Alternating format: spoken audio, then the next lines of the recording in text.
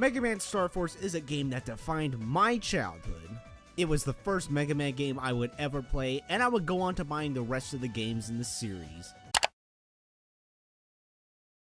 It's been quite some time, hasn't it?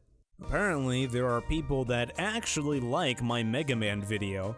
I know, it's pretty shocking, considering the fact I basically hadn't hit puberty yet, the video misses some really important key points, and was generally just mediocre in a lot of places. Like, yeah, maybe this guy isn't the hardest boss I've ever faced. Alright, fuck this guy. But hey, I'm here to try and finish what I've started, as there's one more Starforce game in the series we haven't talked about yet. That's right, folks, today I will be talking about the last Starforce game, Mega Man Battlenetwork, Operation Shooting Star.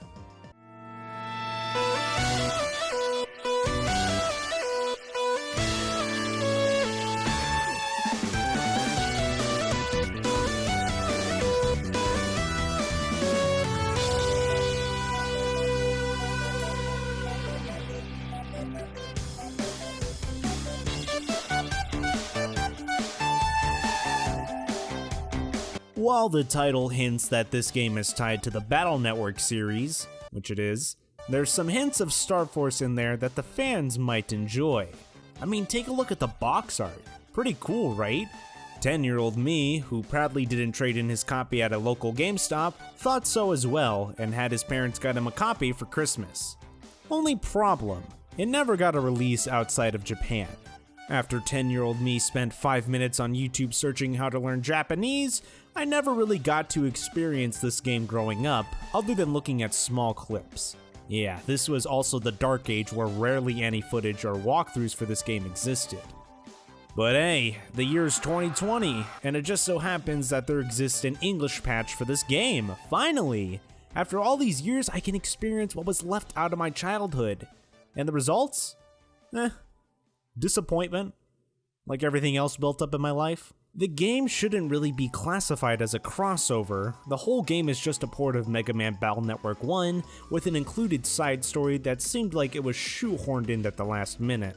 It does not affect the main story in any way, is really short, and built up only for it to be nothing more than small fan service. After the events of Starforce 3, Gio's friend Sonia is kidnapped by a Navi called Clockman. Gio manages to travel 200 years into the past to Lan Hikari's time with the help of Professor Goodall in order to save her. Only problem, he's stuck in there until he's able to find Sonia and destroy Clockman. So, if by chance he went to the wrong time period, he's fucked. Like seriously, he's just screwed. Anyhow, that's really about it. Some funny dialogue is shared between Gio and Lan, Clockman's fight is pretty cool, but the whole sequence is like 30 minutes max, and doesn't even happen until about 6 hours into the game. Do you think that's fun? I don't. Did the game really need to be just a port of the first Battlenetwork game? Sure, I'm glad the first game got ported to the DS, but if you're not gonna bother porting the other games or releasing them to the West, then there's no fucking point! This is almost as misleading as this. The only other unique thing about Operation Shooting Star is Star Coliseum, which is shit and worthless unless you get other people to play with you. Man, who would have thought such a cool idea could end up being so shallow? Well, I got nothing else to say. I don't want to end the video just yet, so before I wrap up my video series about Mega Man Starforce, let's talk about the fourth game. Yeah, believe it or not, a fourth game was actually in production.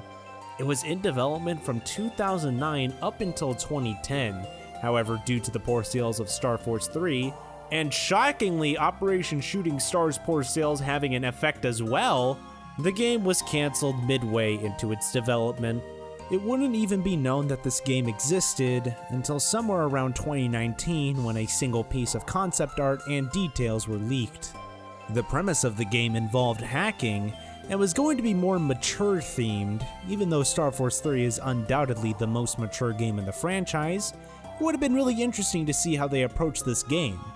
One of the new characters is a descendant of Lan Hikari, and they both are being hunted after the Satella police. I mean, how cool of a concept is that?